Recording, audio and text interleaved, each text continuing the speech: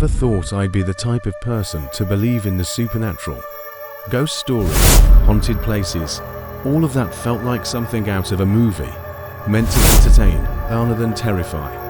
But all of that changed the night I spent at Grey Hill Cemetery, a place that still haunts me to this day. I've told this story only a handful of times because, quite frankly, most people don't believe me. But I swear on everything that I hold dear, every word I'm about to tell you is the absolute truth. It was the fall of 2008. Around mid-October, my friends and I were in that phase of life where you think you're invincible, where daring each other to do the stupidest things somehow felt like proving you were brave. We had heard rumors about Grey Hill Cemetery, an old graveyard on the outskirts of town that was supposedly haunted. The stories said that people who wandered through the cemetery at night would hear whispers coming from the graves, see shadows moving in the corners of their vision, and some even claimed to have seen full-bodied apparitions. Naturally, it didn't take long before one of us suggested we go there after dark. I wasn't too keen on the idea, but peer pressure is a powerful thing, especially when you're young and stupid. So, we packed some flashlights, hopped into the car, and drove out to the cemetery, thinking it would just be a fun, spooky adventure. The drive out there was uneventful. We joked around, talked about what we might see, and generally didn't take the whole thing seriously. It wasn't until we parked the car near the cemetery gates that the mood shifted. There was something about that place, the way the trees seemed to close around it, the thick fog that clung to the ground, and the eerie silence that made it feel like the world had suddenly stopped turning. But we were committed, and none of us wanted to be the one to back out. So, we pushed open the rusty gates and stepped inside. The cemetery was old, much older than I had imagined. The gravestones were weathered and cracked, some of them so worn down that you could barely make out the names. A chill hung in the air, and the deeper we walked into the cemetery, the quieter it seemed to get. Even the sounds of the night crickets, distant owls faded away, leaving only the crunch of our footsteps on the gravel path. We wandered for a while, taking pictures, trying to spook each other by jumping out from behind gravestones. It was all fun and games until we reached the center of the cemetery, where the oldest graves were. There was a massive oak tree there, its gnarled branches reaching out like skeletal fingers. Beneath it was a large tomb, the name on it so faded that none of us could read it. That's when we heard it was at first. I thought it was just the wind rustling through the leaves. But then I realized it was something more. It was a whisper, faint but distinct. I couldn't make out the words, but it was there, like someone was standing just behind me, speaking directly into my ear. I spun around, shining my flashlight into the darkness, but there was nothing there, just the gravestones and the shadows. The others heard it too. We stood there, frozen, trying to figure out where the sound was coming from. And then, as suddenly as it started, it stopped. The silence that followed was even more unsettling. We were all on edge now, our earlier bravado completely gone. Someone suggested we should leave, but another dared us to stay just a little longer, to see if anything else would happen. Foolishly, we agreed. We began to walk again, this time sticking closer together. But something had changed. The shadows around us seemed to be moving, shifting in ways that didn't make sense. My flashlight flickered, the beam cutting through the fog, but not illuminating much. And then I saw it just for a split second. Out of the corner of my eye, a figure standing between two gravestones. I whipped my head around, but there was nothing there.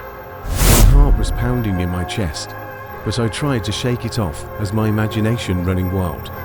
But then it happened again. And this time I wasn't the only one who saw it. There, one of my friends shouted, pointing toward the trees. We all turned, and there it was, a dark figure, barely visible, standing in the shadows of the trees.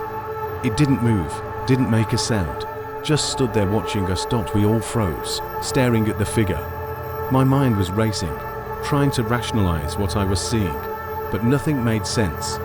Then, as quickly as it appeared, the figure vanished, melting back into the shadows. That was it. We had had enough.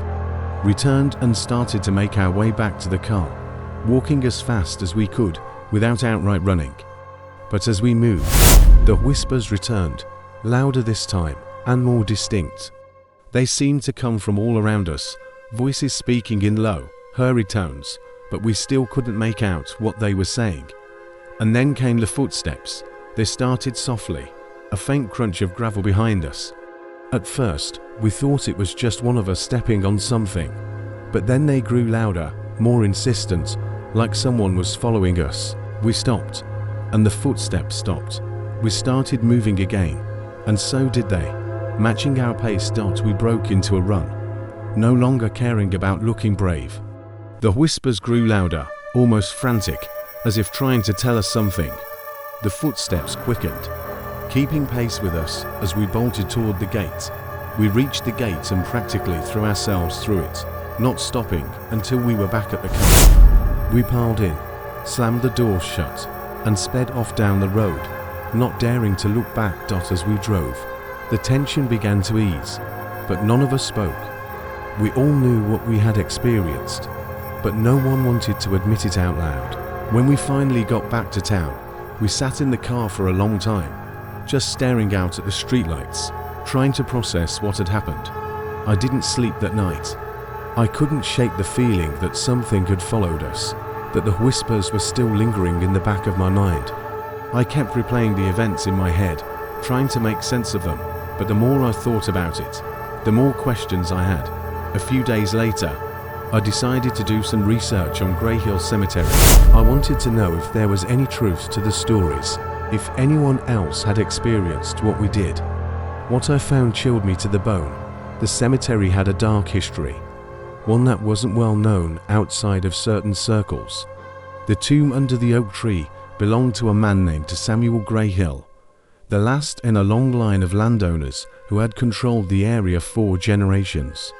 Samuel was known for his cruelty, and there were rumors that he had dabbled in dark rituals, attempting to gain power over life and death. When he died, his family buried him in the cemetery, but the locals claimed that his spirit never left. They said that those who disturbed his grave would be haunted by whispers, pursued by shadows, and driven mad by the things they couldn't explain. Some even believed that Samuel's spirit could latch onto the living, following them home, slowly driving them to the brink of insanity. I don't know if I believe in curses, but I do know this: after that night, my friends and I were never the same. We drifted apart, unable to talk about what we had seen, each of us haunted in our own way by the memories of that night.